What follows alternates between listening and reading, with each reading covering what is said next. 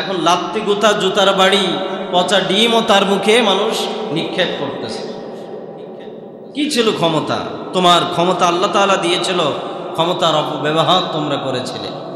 সকল ক্ষমতা দেওয়ার মালিক আল্লাহ তাআলা, কিন্তু আমরা অনেক সময় বলে ফেলাই যে না, আমাদের ক্ষমতা দেওয়ার মালিক ভারতের নরেন্দ্র মোদী, আমেরিকার প্রেসিডেন্ট জো বাইডেন। আল্লাহ সুবহানাহু ওয়া তাআলা বলছেন, কুলিল্লাহুম্মা মালিকাল মুলক তুতিল মুলকা মান তাশা ওয়া তানজিউল মুলকা মিম্মান তাশা। এই আয়াতটা অনেক পরিচিত একটি আয়াত। অনেক নেতা কর্মীরাও মাঝে মধ্যে আয়াতে কারিমা বিভিন্ন মঞ্চে তেলাওয়াত করে বলে যে আল্লাহ তাআলা যাকে চান ইজ্জত দেন, যাকে আল্লাহ তাআলা চান ক্ষমতা দেন। কিন্তু এর ভিতরে আরও যে কিছু গোপন তথ্য আছে সেগুলো তারা বলে না, এড়িয়ে চলে যায়। তারা এই পর্যন্ত বলে কুলিল্লাহুম্মা মালিকাল মুলক তুতিল মুলকা মান তাশা ওয়া তানজিউল মুলকা মিম্মান তাশা। এই পর্যন্ত তারা বলে। এই পর্যন্ত মানেই হলো যে আল্লাহ যাকে চায় ক্ষমতা দেয়, আল্লাহ যাকে চায় ইজ্জত দান করেন, আল্লাহ যাকে চান ক্ষমতার চেয়ারে বসায়। কিন্তু পুরো আয়াতের এর পরেই যে আল্লাহ বলছে ওয়া তুইজ্জু মান তাশা ওয়া তুযিল্লু মান তাশা।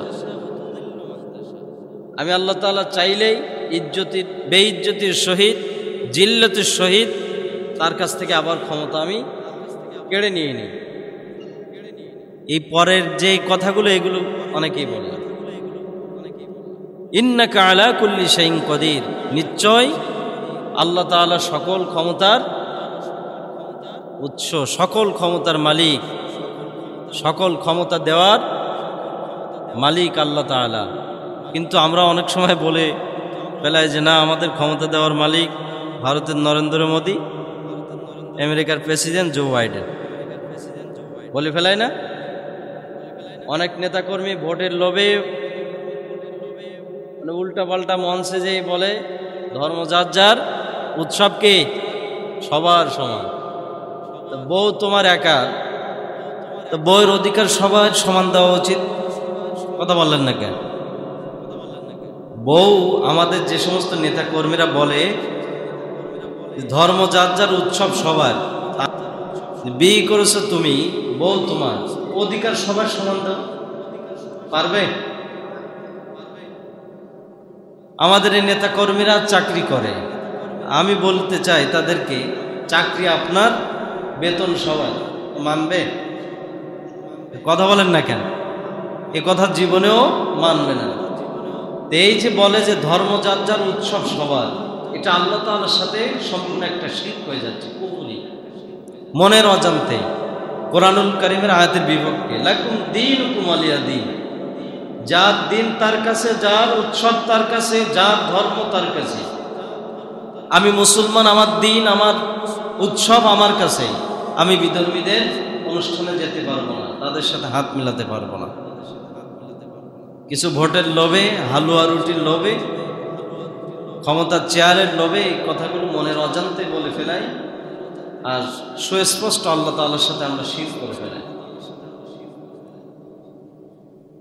তো আমাদের নেতা কর্মীরা শুধুমাত্র এই পর্যন্ত ব্যাখ্যা করে শেষ করে ফেলায় যে কুলিল্লাহুম্মা মালিকাল মুলক তুতিল মুলকা মান তাশা ওয়া তানজিউল মুলকা মিম্মান তাশা।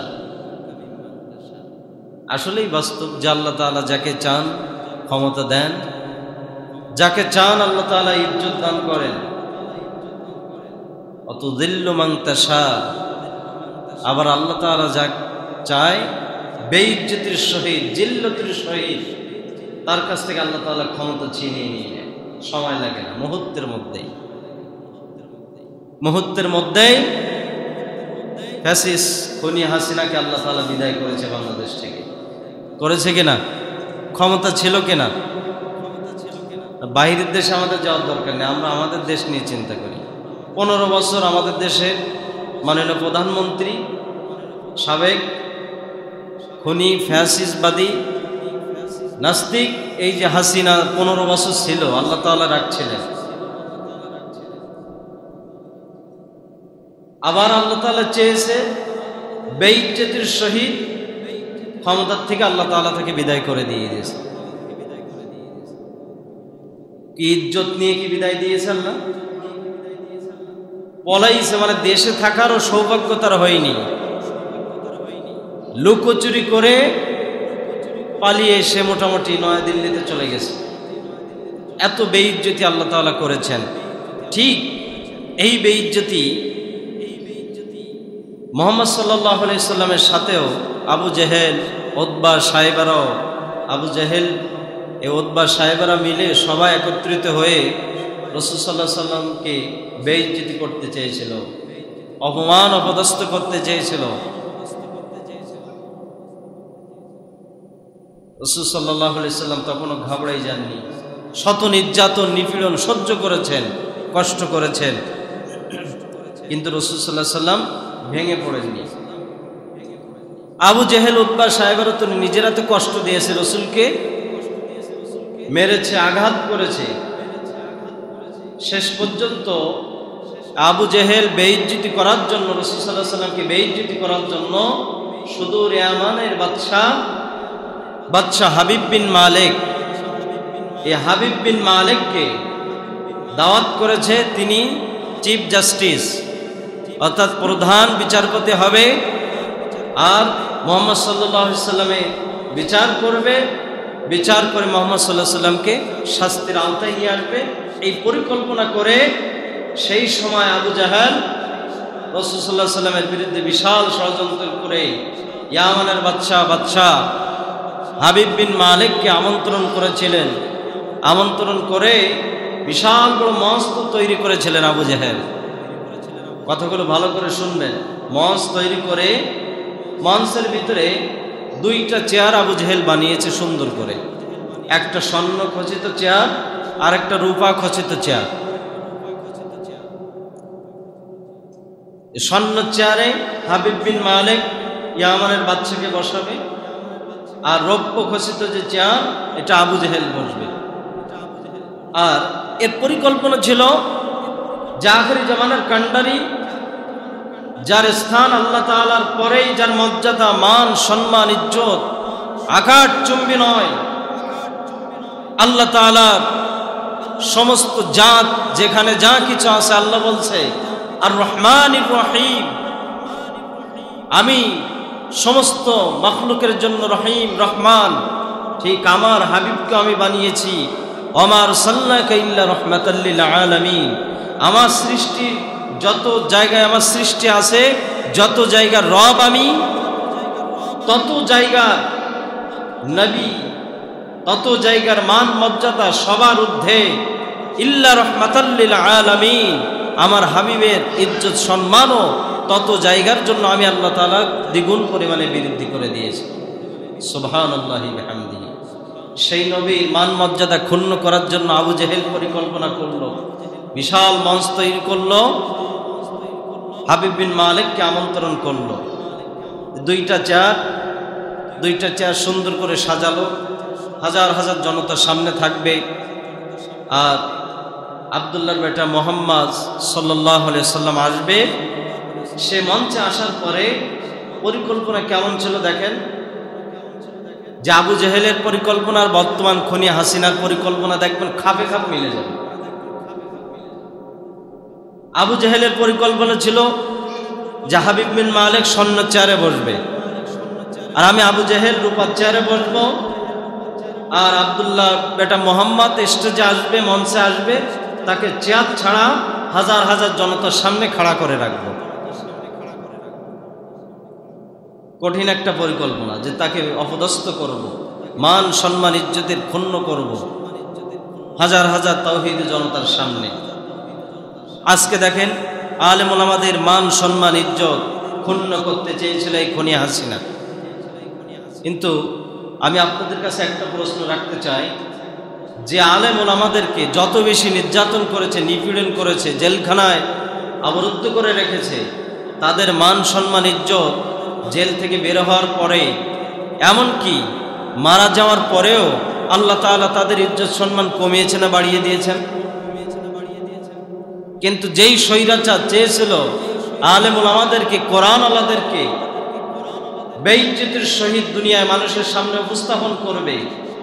আল্লাহ তাআলা সেই জালিম শাসককে দুনিয়ায় ইজ্জত দিয়েছেন নাকি বেইজ্জত দিয়েছেন? বেইজ্জতি করেছেন। যিল্লু মান তাশা, জিল্লতুর সহিত আল্লাহ তাআলা তাকে দুনিয়ার থেকে ক্ষমতা কেড়ে নিয়েছেন তার হাতের থেকে আল্লাহ তাআলা। সম্মানিত উপস্থিতি, এই যে সুন্দর একটা পরিকল্পনা মুহাম্মদ সাল্লাল্লাহু আলাইহি সাল্লামের সময় ছিল, বর্তমানেও আছে, ভবিষ্যতেও থাকবে। এখনো যে আমরা মোটামুটি বালিশে মাথা লাগিয়ে খুব সুন্দর আরামায়েশের ঘুম আমরা পড়ব, এই সুযোগ এখনো হয়নি। এখনো আমার দেশ নিয়ে অনেক ষড়যন্ত্র হচ্ছে, হচ্ছে কিনা? অনেক ষড়যন্ত্র এখনো হচ্ছে। সমস্ত ষড়যন্ত্রের বাদ এই জনতা যেভাবে হাজী শরিয়াতুল্লাহর এই দেশে, শাহজালালের এই দেশে যেভাবে বাদ ভাঙা জোয়ার উঠেছে, কোন কাফের বেঈমান নাস্তিকরা বাংলাদেশের জমিনে ঠাঁই পাওয়ার মতো সুন্দর স্থান তারা দ্বিতীয়বার খুঁজে পাবে না ইনশাআল্লাহ। যেই বিচারপতি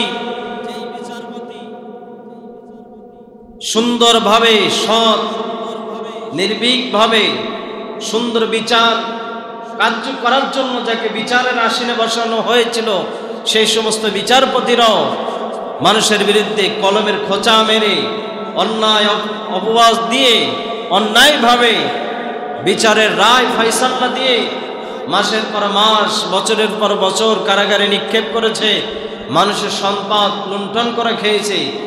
আমরা বিগত দিনে দেখেছি সেই সমস্ত বিচারপতিরাও বর্তমানে বিচারের কাঠগড়ায় তারাও হাজির হয়েছে কিনা? কালামানিক তার বাস্তব নমুনা। সুপ্রিম কোর্টের বিচারপতি ছিলেন শামসুদ্দিন চৌধুরী। মানিক আর বলতে মন চায় না, এখন মনে হয় যেন কালামানিকই বলে, এটাই ভালো লাগে।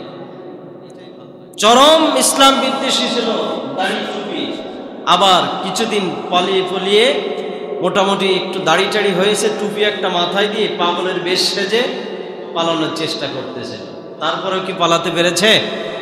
আল্লাহ ধরা বড় কঠিন।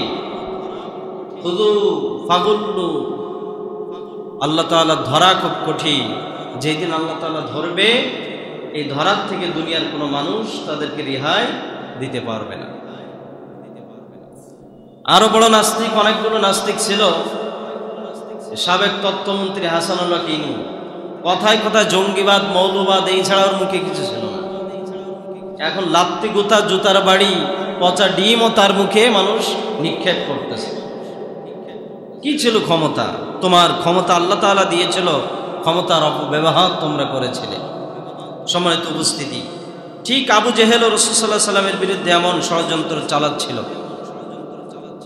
সুদূর ইয়ামানের বাদশাহ হাবিব বিন মালিককে আবু জেহেল দাওয়াত করলো মুহাম্মদ সাল্লাল্লাহু আলাইহি সাল্লামের বিরুদ্ধে বিচার ফয়সালা করার জন্য। আবু জেহেল দুইটা চেয়ার তৈরি করলো মঞ্চের ভিতরে, একটা স্বর্ণ খচিত চেয়ার আর একটা রূপা খচিত চেয়ার। সুদূর ইয়ামান থেকে হাবিব বিন মালিক প্রায় 2000-এর বেশি সৈন্যবাহিনী নিয়ে, হাবিব বিন মালিক তৎকালীন জাজিরাতুল আরব, বর্তমানে সৌদি আরবের জমিনে পা রাখলো। হাবিব বিন মালিককে বিভিন্নভাবে লাল গালি সংবর্ধনা দেওয়া হলো। হাবিব বিন মালিক মঞ্চের উপরে উঠলেন, হাবিব বিন মালিককে স্বর্ণের চেয়ারে বসতে দেওয়া হলো। আর আবু জেহেল রৌপ্য খচিত যে চেয়ার, ওই চেয়ারের ভিতরে আবু জেহেল বসে পড়লেন। সামনে লক্ষ লক্ষ হাজার হাজার জনতা। কখন আব্দুল্লাহর বেটা মোহাম্মদ আসবে? আব্দুল্লাহর বেটা মোহাম্মদ সাল্লাল্লাহু আলাইহি সাল্লামের কাছে খবর চলে গেল যে হাবিব বিন মালিক তোমার বিচার ফয়সালা করার জন্য চলে এসেছে।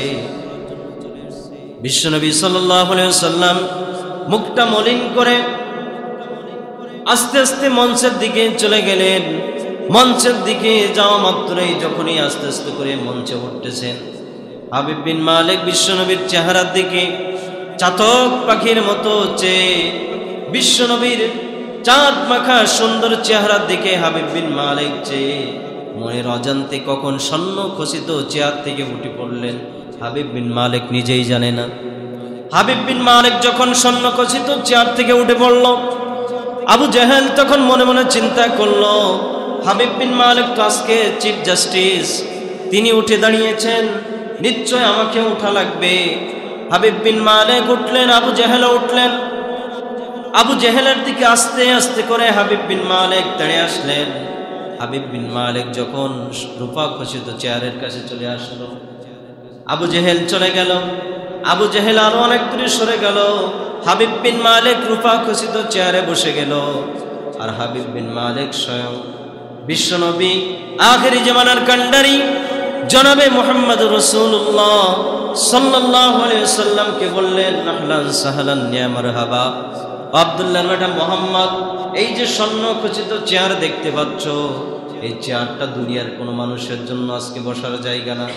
এই চেয়ারটাই স্বয়ং তুমি বসবা, আর আমি রূপা খচিত যে চেয়ার, এই চেয়ারে আমি বসবো।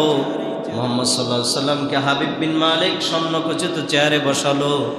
আর এদিকে আবু জেহেল দাঁত ছিটকাচ্ছে, নখ ছিটকাচ্ছে, এরকম আবু জেহেল কিটকিট করতেছে, মানে রাগে একটা গড়গড় করতেছে। তোমার নিয়ে আসলাম স্বর্ণ চেয়ারে বসার জন্য, তুমি চেয়ার ছেড়ে দিয়ে মোহাম্মদের বসালে। এখন একটা জিনিস পরিষ্কার, আবু জেহেল চেয়েছিল মুহাম্মদ সাল্লাল্লাহু আলাইহি ওয়াসাল্লামকে অপমান করতে। এখন আবু জেহেল স্বর্ণ চেয়ারে বা রূপার চেয়ারে বসার জায়গা আবু জেহেলের হলো নাকি আবু জেহেল দাঁড়িয়ে থাকলো? আবু জেহেল নিজেই অপমানিত হয়ে আবু জেহেল দাঁড়িয়ে থাকলো মঞ্চের ভিতরে। আর মুহাম্মদ সাল্লাল্লাহু আলাইহি ওয়াসাল্লাম যাকে অপমান করতে চেয়েছিল আবু জেহেল, এই মুহাম্মদ সাল্লাল্লাহু আলাইহি ওয়াসাল্লাম স্বর্ণের চেয়ারে বসে গেল। হাবিব বিন মালিক বলতেছে, আবু জেহেল কোনো কথা হবে না, আজকের এই মঞ্চে চিফ জাস্টিস আমি আজকে এখানে যা কিছু বলবো সেটাই হবে। তাহলে সম্মান দেওয়ার মালিক কে? আল্লাহ। আল্লাহ বলছেন, কুলিল্লাহুম্মা মালিকাল মুলক তুতিল মুলকা মান তাশা। আমি চাইলেই ক্ষমতা দেই, আমি চাইলেই ইজ্জত দেই, আমি চাইলেই ক্ষমতার মালিক বানাই। কিন্তু আমার ক্ষমতার অপব্যবহার যারা করে, আমি তাদেরকে ক্ষমতার আসনে বসানোর পরেও যারা অপব্যবহার করে ক্ষমতার, আমি তাদেরকে তুইজ্জু মান তাশা ওয়া তুযিল্লু মান তাশা, বেইজ্জতির সহিত জিল্লাতের সহিত আমি তাদের থেকে ক্ষমতা ছিনিয়ে নিতে দ্বিধাবোধ করি না। সম্মানিত উপস্থিতি, এইভাবে করেন হাবিব বিন মালিক রূপার চেয়ারে বসলেন, বিশ্বনবী স্বর্ণের চেয়ারে বসলেন। হাবিব বিন মালিক বিশ্বনবীকে বললেন, আব্দুল্লাহর বেটা মুহাম্মদ, তোমার কাছে আজকে আমি 7টা প্রশ্ন করব। এই 7টা প্রশ্নের জবাব যদি সুন্দরভাবে সঠিকভাবে তুমি দিতে পারো, তাহলে তোমার জন্য ওয়েলকাম, তোমার জন্য সুস্বাগতম। আর যদি আমার এই 7টা প্রশ্নের জবাব না দিতে পারো, আমি হাবিব বিন মালিক সুদূর ইয়ামান থেকে 2000 সেনাবাহিনী নিয়ে আমি আবু জেহেলের আমন্ত্রণে এখানে আসছি তোমার বিচার করার জন্য। তুমি যদি সত্য নবী হয়ে থাকো 7টা প্রশ্নের জবাব দিবা, আর যদি তুমি 7টা প্রশ্নের জবাব না দিতে পারো, আমরা ধরে নিব তুমি মিথ্যা নবী, তোমাকে শাস্তির আওতায় নিয়ে আসব। বিশ্বনবী সাল্লাল্লাহু আলাইহি ওয়াসাল্লাম মায়া ভরা কণ্ঠে বললেন, হাবিব বিন মালিক, আপনার মনের ভিতরে যে 7টা প্রশ্ন, আপনি এক এক করে আপনি আপনার প্রশ্ন করতে পারেন। আল্লাহ চাইতে আমি আমার জ্ঞান গভীরতা দিয়ে আল্লাহর রাস্তে আল্লাহর সাহায্য নিয়ে আমি সুন্দরভাবে আপনার প্রশ্নগুলোর অ্যান্সার আমি দিয়ে দেব। হাবিব বিন মালিক মুহাম্মদ সাল্লাল্লাহু আলাইহি ওয়াসাল্লামের কাছে প্রথম প্রশ্ন করলেন যে, মুহাম্মদ তুমি বলো, কোরআন কোথা থেকে এসেছে, কোরআনের বাড়ি কোথায়, কোরআনের জায়গা কোথায়? বিশ্বনবী সাল্লাল্লাহু আলাইহি ওয়াসাল্লাম এই প্রশ্ন শুনে কি বিশ্বনবী ঘাবড়ে যাবে না আবু জেহেল ঘাবড়াবে? আবু জেহেল ঘাবড়াবে। আবু জেহেল মনের ভিতরে চিন্তা চেতনা করতেছে, মুহাম্মদ যা শোনে তার উত্তর দিয়ে দেয়। মুহাম্মাদের কাছে আমরা আজ পর্যন্ত যা কিছু শুনেছি, মুহাম্মদ সাল্লাল্লাহু আলাইহি ওয়াসাল্লামকে কোথাও কখনো কোনো জায়গা আমরা আটকাতে পারিনি। আটকাতে পেরেছিল? আটকাতে পারেনি। মুহাম্মদ সাল্লাল্লাহু আলাইহি ওয়াসাল্লামের কাছে 1 নম্বর প্রশ্ন করলেই বিশ্বনবী কোরআনুল কারীমের আয়াত দিয়ে সুন্দরভাবে জবাব দিয়ে দিল, বাল হুয়া কুরআনুম মাজিদুন ফি লাওহিম মাহফুজ। বিশ্বনবী কোরআনুল কারীমের আয়াত দিয়ে প্রশ্নের জবাব দিলেন যে কোরআনের বাড়ি লাউহে মাহফুজে, কোরআন সেখানে সংরক্ষিত আছে। কোরআনের হেফাজতকারী স্বয়ং আল্লাহ পাক রব্বুল আলামিন। হাবিব বিন মালিক প্রশ্নের উত্তর শুনে হাবিব বিন মালিক বলল, মুহাম্মদ, এবার তোমার কাছে দ্বিতীয় নাম্বার প্রশ্ন। দ্বিতীয় নাম্বার প্রশ্ন করলেন, বুঝলাম কোরআনুল কারীমের বাড়ি লাউহে মাহফুজে, কোরআন সেখানে সংরক্ষিত অবস্থায় আছে, কিন্তু কোরআন কবে থেকে নাজিল হয়েছে এটা আমি তোমার কাছে জানতে চাই। দ্বিতীয় নম্বরে প্রশ্ন, কোরআন কবে থেকে নাজিল হয়েছে? বিশ্বনবী সাল্লাল্লাহু আলাইহি ওয়াসাল্লাম সুন্দরভাবে কোরআন দিয়ে আবার জবাব দিচ্ছেন, শাহরু রমাদানাল্লাযী উনজিলা ফীহিল কুরআন। বিশ্বনবী বলছেন, এই কোরআনুল কারীম রমজান মাসে নাজিল হয়েছে। আল্লাহ তাআলা সর্বপ্রথমে কোরআনুল কারীম একত্রিতভাবে একসাথে লাউহে মাহফুজে আল্লাহ তাআলা নাজিল করেছেন। সেখান থেকে আল্লাহ তাআলা দুনিয়ার জমিনে সর্বপ্রথম আল্লাহ তাআলা রমজান মাসেই দুনিয়ায় পাঠালেন। সুদীর্ঘ 22 অথবা 23টা বছর ধরে ধরে পর্যায়ক্রমে কোরআনুল কারীমের 30টা পারা 6666 আয়াত আমরা পেয়েছি রাসূলের মাধ্যমে। রাসূলের জবাব শুনে এবার হাবিব বিন মালিক বলতেছে, তৃতীয় নাম্বার প্রশ্ন তোমার কাছে। তৃতীয় নাম্বার প্রশ্ন, বুঝলাম রমজান মাসে কোরআনুল কারীম নাজিল হয়েছে, বুঝলাম, কিন্তু আমার কাছে তৃতীয় নম্বর প্রশ্ন, আমি তোমার কাছে জানতে চাই কোরআনুল কারীম দিনের অংশে নাজিল হয়েছে নাকি রাতের অংশে নাজিল হয়েছে? এটা তো মনে হয় রাসূল বলতে পারবে না, পারবে? কোরআন দিনের অংশে নাজিল হয়েছে না রাতের অংশে? বলেন তো। হ্যাঁ, ছোট্ট ছোট্ট সূরা মাঝে মাঝে প্রায় পড়া হয় নামাজে, আপনারা খেয়াল করেন না? কোরআনুল কারীমের থেকে রাসূল সাল্লাল্লাহু আলাইহি ওয়াসাল্লাম জবাব দিচ্ছেন, ইন্না আনজালনাহু ফি লাইলাতিল কদর।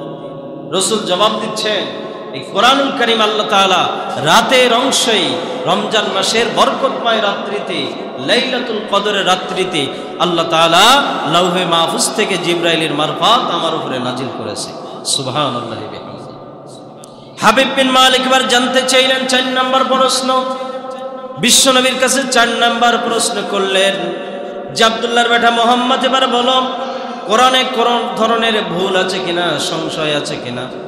যে কোরআনে কি ভুল আছে, সংশয় আছে, কোন ধরনের সন্দেহ আছে? যারা সন্দেহ করবে তাদের ঈমান থাকবে না, তারা নাস্তিক কাফের হয়ে যাবে। কোরআনুল কারীম থেকে রাসূল জবাব দিচ্ছেন, যালিকাল কিতাবু লা রাইবা ফি হুদাল লিল মুত্তাকিন। যালিকাল কিতাবু লা রাইবা ফি, this is the book whereof there is no doubt। কোরআনুল কারীমে ভুল তো দূরের কথা, ভুলের সন্দেহ নাই, অবকাশ নাই, ভুলের কোনো মাত্র বিন্দু মাত্র কোনো কিছু কোরআনুল কারীমের ভিতরে আল্লাহ তাআলা রাখেন না।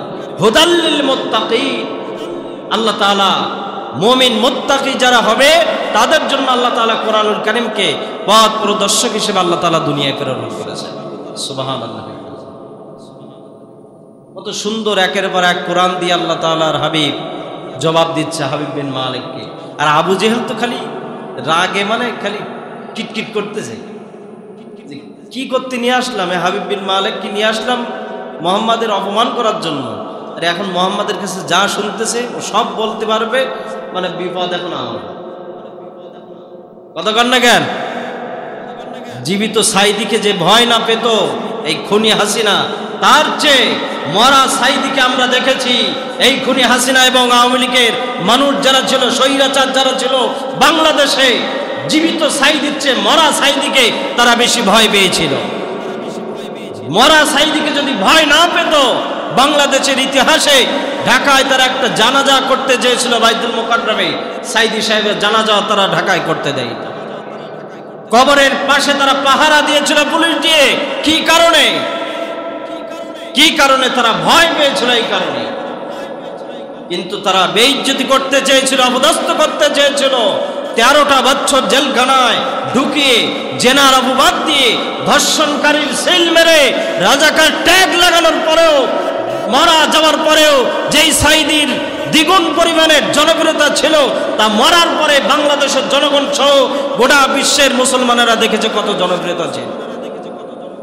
কিন্তু আজকে কাদের কত জনপ্রিয়তা সেটা বাংলার জনগণ দেখতেছে। পলায় মোটামুটি ইঁদুরের গর্ত খুঁজে পাচ্ছে না, কোন জায়গায় পলায়। সকালবেলা লাইভে দেখতেছিলাম বড় শয়তান যেটা ছিল মানুষকে আয়না ঘরের ভিতরে ঢুকিয়ে মেরে তারপরে আবার সুন্দরভাবে ভাতের হোটেলে এনে সুন্দর করে পেট পুরে খেয়ে ছবি টবি তুলে মানুষের সামনে প্রচার করত। এই শয়তানরাও গ্রেফতার হচ্ছে। একটু অপেক্ষা করেন, ওয়েট অ্যান্ড সি, একটু অপেক্ষা করেন, ধৈর্য ধরেন। বাংলাদেশে কোনো জালিমের উত্থান পতন বাংলাদেশে দ্বিতীয়বার আর তৈরি করতে দেওয়া হবে না। সম্মানিত উপস্থিতি, এবার হাবিব বিন মালিক রাসূলের কাছে 5 নম্বর প্রশ্ন করতেছে যে আব্দুল্লাহর বেটা মোহাম্মদ, তোমার কাছে 5 নম্বর প্রশ্ন, কোরআন কেন এসেছে, কোরআনের কাজ কি? এই প্রশ্নটা সহজ না কঠিন? কথা বলেন না কেন? কঠিন একটা প্রশ্ন যে কোরআন কেন এসেছে, কোরআনের কাজটা কি? রাসূল সাল্লাল্লাহু আলাইহি সাল্লাম না ঘাবড়িয়ে কোরআনুল কারীম দিয়ে রাসূল সাল্লাল্লাহু আলাইহি সাল্লাম জবাব দিচ্ছেন হাবিব বিন মালিককে, কিতাবুন আনজালনাহু ইলাইকা লিতুখরিজান নাসা মিনাজ-যুলুমাতি ইলান-নূর। রাসূল জবাব দিচ্ছেন কোরআনুল কারীমে এসেছে জুলুমাতকে বিদায় করার জন্য, আর নূরুল আলা নূর, কোরআনুল কারীম এসেছে, কোরআন একটা নূর, এই নূরের আলোয় গোটা পৃথিবীর মানুষকে নূরের আলোয় নুরুকৃত করার জন্য, আলোকময় করার জন্য, আলোকময় ঝলঝলে করার জন্য কোরআনুল কারীম আল্লাহ তাআলা দুনিয়ায় প্রেরণ করে দিয়েছে। সুবহানাল্লাহি ওয়া বিহামদিহি। কোরআনুল কারীম একটা নূর, এই আলো, এই নূরের বাতি যে কেউ চাইলেই তারা তাদের ফু দিয়ে তারা নিভাতে পারবে না। সেই সময়ের কাফের বেঈমানরাও পারেনি, ওরা কোরআন শোনা পর্যন্ত তারা নিষেধ করে দিয়েছিল। ওয়াকাল আল্লাযীনা কাফারু লা তাসমাউ লিহাদাল কুরআন, কোরআন কেউ শুনতে যেও না। কিন্তু যেই আবু জেহেল উতবা সাহেবা নিষেধ করে, রাত্রে দেখা যায় আবু জেহেল এই কোনায় রাসূলের ঘরে, উতবা ওই কোনায়, সাহেবা ওই কোনায়, মুগিরা এই কোনায়। বড় বড় কাফের বেঈমান ওরা নিষেধ করে, ওরা আবার চারিপাশ দিয়ে রাত্রে বেলায় বসে বসে রাসূল সাল্লাল্লাহু আলাইহি সাল্লামের কাছে কোরআনুল কারীমের তেলাওয়াত শুনতেছে। ভিতরে তেলাওয়াত হচ্ছে, বাইরে দাঁড়িয়ে দাঁড়িয়ে শুনতেছে। সকালবেলায় মনের অজান্তে ভোর হয়ে গেছে, একজন আরেকজনের সাথে দেখা করে, তুমি যা কি করতে এসেছো? আমি তো আসছি এখানে একটু মুহাম্মদ সাল্লাল্লাহু আলাইহি সাল্লামের কণ্ঠে কোরআন শুনতে খুব ভালো লাগে, এই জন্য আসছি। তুমি কি করতে আসলে? তা তোমার মতন একই অবস্থা আমার। ও বলতেছে আমারও একই অবস্থা। এইভাবে করে দেখে যে এইভাবে কোরআন বন্ধ করা যাবে না। ডাইরেক্ট ওরা কোরআনুল কারীমের বিরুদ্ধে সংসদে, পার্লামেন্টে, সমস্ত জায়গায় তারা আইন করলো, কোরআন শোনা যাবে না, কোরআনের কাছে যাওয়া যাবে না, কোরআন যে যেখানে পড়বে আরো সেখানে প্রতিহত করতে হবে। এই অর্ডার করার পরে আব্দুল্লাহ ইবনে মাসউদ কাবার টিলার উপরে বসে কোরআনুল কারীম উচ্চ আওয়াজে তেলাওয়াত করলো। আবু জেহেল শুনতে পেয়ে আব্দুল্লাহ ইবনে মাসউদের কাছে চলে আসলো। এসে আব্দুল্লাহ, কোনো কথা না, আব্দুল্লাহ ইবনে মাসউদের কানে এক চড় মেরে কানের তলা বাস্ট করে দিয়ে। শক্তি ছিল কম, সাহস ছিল কম। আব্দুল্লাহ ইবনে মাসউদ খুব সুন্দর কণ্ঠে আবু জেহেলকে বললেন, আবু জেহেল, আজকে তোমার ক্ষমতা থাকার কারণে, পাওয়ার থাকার কারণে, ক্ষমতার চেয়ারে তুমি বসার কারণে আমার কানে একটা চড় মেরে একটা কানের তলা বাস্ট করেছো। সময় আসবে এমন, যেই দিন আমি আব্দুল্লাহ ইবনে মাসউদ, সময় আসবে এমন আমি আব্দুল্লাহ ইবনে মাসউদ তোমার 2 চড়ে 2টা কানের তলা আমি সেই দিন বাস্ট করে ছাড়বো ইনশাআল্লাহ। আল্লাহ সে সময় তৈরি করে দেয়নি। আবু জেহেলকে এই আব্দুল্লাহ ইবনে মাসউদ বদরের যুদ্ধে আবু জেহেলকে এই আব্দুল্লাহ ইবনে মাসউদ তাকে বিদায় করেছিল দুনিয়ার থেকে। আবু জেহেলের ঘাড়ের উপরে যে সময় উঠেছে আব্দুল্লাহ ইবনে মাসউদ, তা আবু জেহেল বলতেছে, মাসউদ, আমি বুঝতে পেরেছি তুমি আমাকে আজকে হত্যা করবে, তা আমার ঘাট তো কাটবে, এখানে তো জবাই করবে, তা আমার গলাটা একটু বড় করে কাটবা। কেন? ছোট করে কাটলে হয়তো মানুষ বুঝতে পারবে না, বড় করে কাটবা, মানুষের সামনে দেখাবা যে আমি মরার পরেও সিংহের মতন গর্জন দিচ্ছি, আমার ঘাট দেখো কত বড়, আমি জীবিত থাকা অবস্থায় যেমন আমার ঘাড় বড় ছিল, মরার পরেও আমার ঘাড় এরকম বড় আছে। কত বড় শয়তান! পালাচ্ছে, এখন পালাইতে পালাইতে পালানোর জায়গা পাচ্ছে না, তারপরে বসে বসে এখনো ষড়যন্ত্র করতেছে বাংলাদেশের বিরুদ্ধে। সমস্ত জায়গায় এখন পলানোর হিড়িক পড়েছে, তারপরে এখনো ষড়যন্ত্র করতেছে। আবু জেহেলের রক্তের স্রোত যদি তাদের দেহের ভিতরে না থাকতো, শিরায় উপশিরা যদি না থাকতো, আবু জেহেলের চেয়ে জঘন্যতম অপরাধ, জঘন্যতম অন্যায় অত্যাচার তারা কি এই দেশে করতে পারত? জীবন্ত মানুষগুলোকে কিভাবে পাখির মতো হত্যা করেছে, কত সুন্দর সোনার টুকরা মানুষদেরকে দুনিয়ার চোখে দেখা জাহান্নাম আয়না ঘরে নিক্ষেপ করে খানা পিনা না দিয়ে তাদেরকে মাসের পর মাস, বছরের পর বছর সেখানে খানা পানা না দিয়ে জীবন্ত একবারে বাস্তব চোখে দেখা দুনিয়ার জাহান্নামের ভিতরে তারা আটকে রেখেছে। যে ইতিহাস আবু জেহেল করেনি, যে ইতিহাস ফিরআউন নমরুদরাও এই ইতিহাস গড়েনি। তাদের ইতিহাস আপনারা স্টাডি করে দেখেন, তাদের ক্ষমতার ইতিহাসে এরকম ইতিহাস আপনি পাবেন না।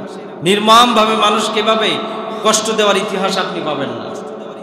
আপনি দল করেন, আমার কোনো বাধা নেই, কিন্তু আপনি একজন বিবেকবান মানুষ, আপনি দেখা চোখে যে অন্যায় অত্যাচার করতেছে এটা আপনার বাস্তব চোখে দেখার পরে কিভাবে সেই দলের সমর্থন আপনি করেন, এটা আমার আপনার কাছে প্রশ্ন।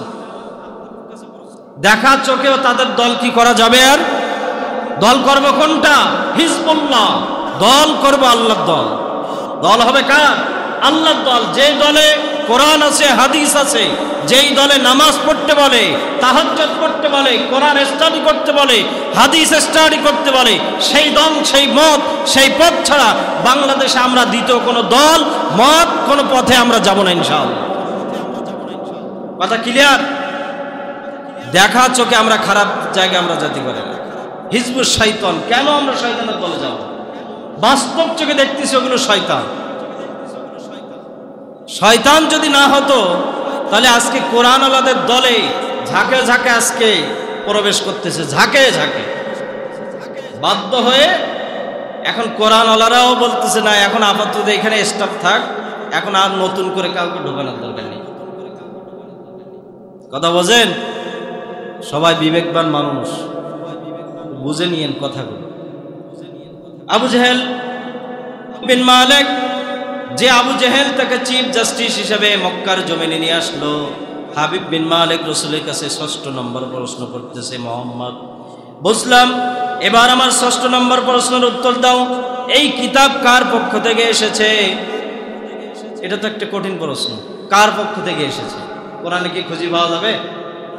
হ্যাঁ, দু একজন মাথা নাড়াচ্ছে যে নেই, কোরআনে নেই। সূরাতুল হাক্কার ভিতরে আল্লাহ তাআলা ঢুকিয়েছেন ৪৩ নম্বর আয়াতে। আল্লাহ তাআলা বলছেন সুন্দর করে, তানজিলুম মির রাব্বিল আলামিন। এই কোরআন দুনিয়ার কোনো মানুষের রচিত নয়, কোরআন কোনো মানুষের পক্ষ থেকে মানুষের কাছে যায়নি। কোরআন স্বয়ং আল্লাহ তাআলা রচিত করেছেন, কোরআন স্বয়ং আল্লাহ তাআলার কিতাব। এই কিতাব আল্লাহ তাআলা স্বয়ং সেখান থেকে সুন্দর করে নাজিল করে লাউহে মাহফুজে দিয়েছেন, ওখান থেকে পর্যায়ক্রমে করে বিশ্বনবীর কাছে আল্লাহ তাআলা নাজিল করেছেন। সুবহানাল্লাহ।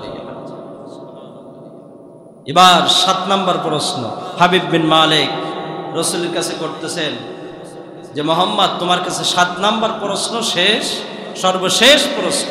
এই প্রশ্নের অ্যান্সার যদি দিতে পারো, আমি যে ২০০০ সেনাবাহিনী নিয়ে সুদূর ইয়ামান থেকে তোমার দেশে এসেছি, এই অ্যান্সার দিতে পারলে আমি আমার সেনাবাহিনী সহ সবাই মিলে আজকে তোমার হাতে হাত রেখে ইসলাম ধর্ম গ্রহণ করি।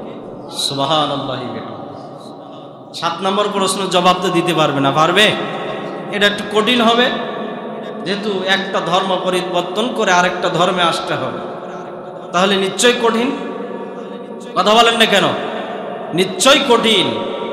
কিন্তু এই ৭ নম্বর প্রশ্ন করতে যাওয়ার আগে আবু জেহেল আবার আটকালো হাবিব বিন মালিক, না, মুহাম্মাদের কাছে আর কোনো প্রশ্ন করা যাবে না। হাবিব বিন মালিক তখন গর্জন দিয়ে বলতেছে, আবু জেহেল শান্ত হও, এখানের প্রধান বিচারপতি আজকে আমি, যা বলবো সেটাই হবে। কলমের খোঁচায় নিরপরাধ মানুষকে জেনার ট্যাগ লেগিয়ে, ধর্ষণের ট্যাগ লেগিয়ে, রাজাকারের ট্যাগ লেগিয়ে ফাঁসির দড়িতে ঝোলাবো। তোমার কোনো সমস্যা? কথা বলেন না কেন? তোমার কোনো সমস্যা? যেই কলমের খোঁচায় তুমি আলেম ওলামাদেরকে শেষ করেছো, এই কলমের খোঁচায় তোমার সময় আসতেছে সামনে। তোমার চেলাবেলা যেগুলো রেখে গেছো এগুলো নিয়ে যাও না কেন সাথে করে? এরা তো এখন রাস্তায় কাঁদতেছে, কাঁদতে কাঁদতে চোখের পানি এতে ফুরাই যাচ্ছে। এখন যাকেই ধরা হচ্ছে, রিমান্ড দেওয়া হচ্ছে, সমস্ত দোষারোপ করতেছে তোমার, যে ও তার হুকুমে আমরা সব করেছি, আমরা ছিলাম হুকুমের গোলাম। কত বড় শয়তান! একজন নারী হয়ে যে এত বড় শয়তান হতে পারে, এত বড় জালিম হতে পারে, জন্য ইতিহাস রচয়িতা করতে হবে।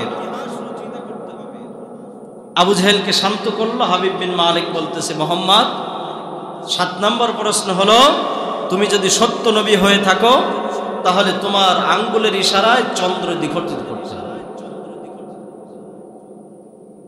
চাঁদকে দ্বিখণ্ডিত করতে হবে যদি সত্য নবী হয়ে থাকো। আচ্ছা বলেন, এটা কি কারোর পক্ষে কি সম্ভব? অনেক কঠিন একটা প্রশ্ন। রসুলও একটু ঠান্ডা হয়ে গেলেন। রসুল বললেন, ঠিক আছে, কিন্তু আমাকে 2 রাকাত নামাজ পড়ার সুযোগ তৈরি করে দিতে হবে। আমি উজু করব, 2 রাকাত নামাজ আদায় করব, আমি আমার মালিকের কাছে চেয়ে নিব, মালিকের কাছে চেয়ে নেওয়ার পরে এই যে ঝলমলে চাঁদ, আমি সেখানে হাত দিয়ে ইশারা করব, বাদ বাকিটা করার দায়িত্ব আমার আল্লাহ। আবু জেহেল বলতেছে, না, খবরদার, এই সুযোগটা তাকে দিয়েন না। ও যদি তার মালিকের কাছে চায়, ওর মালিক তাই দিবে ওকে। হাবিব বিন মালিক বলতেছে, আবু জেহেল কোনো কথা হবে না, আজকে যা বলবো আমি সেটাই হবে। রসুলকে 2 রাকাত নামাজ পড়ার সুযোগ দেওয়া হলো। 2 রাকাত নামাজ আদায় করলেন। 2 রাকাত নামাজ আদায় করে, নামাজ শেষ করে রসুল এবার হাত তুলে আল্লাহর কাছে চাইলেন, যে আল্লাহ, 6টা প্রশ্নের জবাব তুমি আমার মতো মুহাম্মাদের মুখ দিয়ে বের করেছ। সর্বশেষ প্রশ্ন, এটা যদি আমি বলতে পারি, অনেক বিধর্মী আজকে আমার হাতে হাত রেখে তোমার মনোনীত পছন্দনীয় দ্বীনুল ইসলাম, এই ইসলাম ধর্মের ছায়াতলে আসবে। আল্লাহকে তুমি কি এটা চাও না? তুমি যদি চেয়ে থাকো, কুল হুয়াল্লাহু আহাদ, তুমি যদি এক হয়ে থাকো, সর্বশেষ প্রশ্নের জবাবটা তুমি আল্লাহ তাআলা ব্যবস্থা করে দিয়ে দাও। সুবহানাল্লাহ। রসুল দোয়া শেষ করে এবার হাবিব বিন মালিক বলতেছে, ওই যে ঝলমলে চাঁদ দেখা যায়, সময়টা ছিল প্রায় সন্ধ্যা ঘনিত। তো রসুল সাল্লাল্লাহু আলাইহি সাল্লাম এবার আকাশের দিকে ইশারা করলেন। আল্লাহ তাআলা এটাও কোরআনুল কারীমের ভিতরে বলছেন, যে আল্লাহ তাআলা সূরাতুল কমারের ভিতরে বলছেন, ইনশাক্কাল কমার, তোমরা কি সেই দিন দেখোনি যে আমার হাবিব তার হাতের ইশারায় আমি চাঁদকে দ্বিখণ্ডিত করেছিলাম? এটা কি তোমরা সেদিন দেখোনি?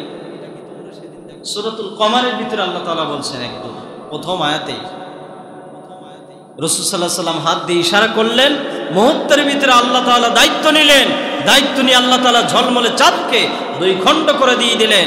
আর হাবিব বিন মালিক এবং 2000 সেনাবাহিনী রাসূল সাল্লাল্লাহু আলাইহি ওয়াসাল্লামের হাতে হাত রেখে ইসলামের সুশীতল ছায়ায় তারা চলে আসে। সুবহানাল্লাহ। আবু জেহেলের ইজ্জত গেল কোথায়? কথা বলেন। যার ইজ্জত শেষ করতে চেয়েছিল, তার ইজ্জত আজকে কোথায়? তার ইজ্জত আজকে স্বর্ণের চেয়ারে বসে বসে সুন্দর করে করে 7টা প্রশ্নের জবাব দিল।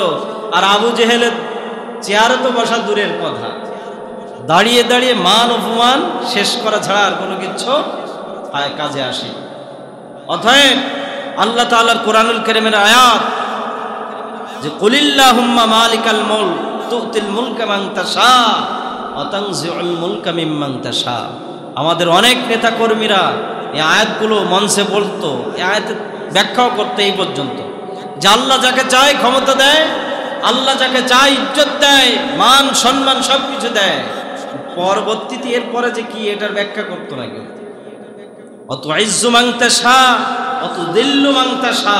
আল্লাহ আবার যার চায় বেইজ্জতের সহিত তার থেকে ক্ষমতা নিয়ে নেয়, বেইজ্জতের সহিত আবার আল্লাহ তাআলা চাইলে তাকে দুনিয়ার থেকে বিদায় করে দিয়ে যায়। ইন্নাকা আলা কুল্লি শাইইন কাদির, নিশ্চয় নিশ্চয় সকল ক্ষমতার মালিক, সকল ক্ষমতা দেওয়ার মালিক একমাত্র আল্লাহ সুবহানাহু ওয়া তাআলা। দুনিয়ার কোন মানুষের হাতে রাজাইত্ব বাদশাহিত্ব আল্লাহ তাআলা দেননি। যারাই বলবে যে ভারত আলারা আমাদের ক্ষমতা টিকাই রাখে, যারাই বলবে আমেরিকা আমাদের ক্ষমতা টিকায়, তারাই আজকে অপমানিত অপদস্থ হয়েছে। জোর করে রাতের আধারে ব্যালট পেপারে সিল মেরে মেরে মানুষের থেকে ভোট যে একটা অধিকার, গণতান্ত্রিক অধিকার, আমার কাছে আমানত আমার ভোট, এই ভোটগুলো চুরি করে ছিনতাই করে করে যারাই ক্ষমতায় ছিল, আল্লাহ তাআলা আজকে তাদেরকে বেইজ্জতের সহিত দুনিয়ার থেকে তাদেরকে বিতাড়িত করেছে। সামনে করবে, ভবিষ্যতেও আল্লাহ তাআলা করবে। আল্লাহর ক্ষমতা কি কমে গেছে? কথা বলেন, কমেছে না বিরোধী দল হচ্ছে বলে আল্লাহর ক্ষমতা কমে যাচ্ছে নাকি? আল্লাহর ক্ষমতা কখনো কমে না, কমবেও না। আল্লাহ যেমন ছিল, হুয়াল আউয়াল ওয়াল আখির ওয়া যাহির ওয়া বাতিন, উনি শুরুতে আছেন, শেষে আছেন, সব জায়গায় আছেন। ওনার ক্ষমতা কখনো কমতি হবে না ইনশাআল্লাহ। সম্মানিত উপস্থিতি, এই ছিল 7টা প্রশ্ন, জবাব দিয়ে দিলেন সুন্দর করে। অপমান অপদস্থ যা কিছু হওয়ার সেই আবু জেহেল নিজেই হল। আর কোরআন আলা মুহাম্মদ সাল্লাল্লাহু আলাইহি সাল্লামকে আল্লাহ তাআলা আকাশচুম্বী জনপ্রিয়তা করে দিয়ে দিল।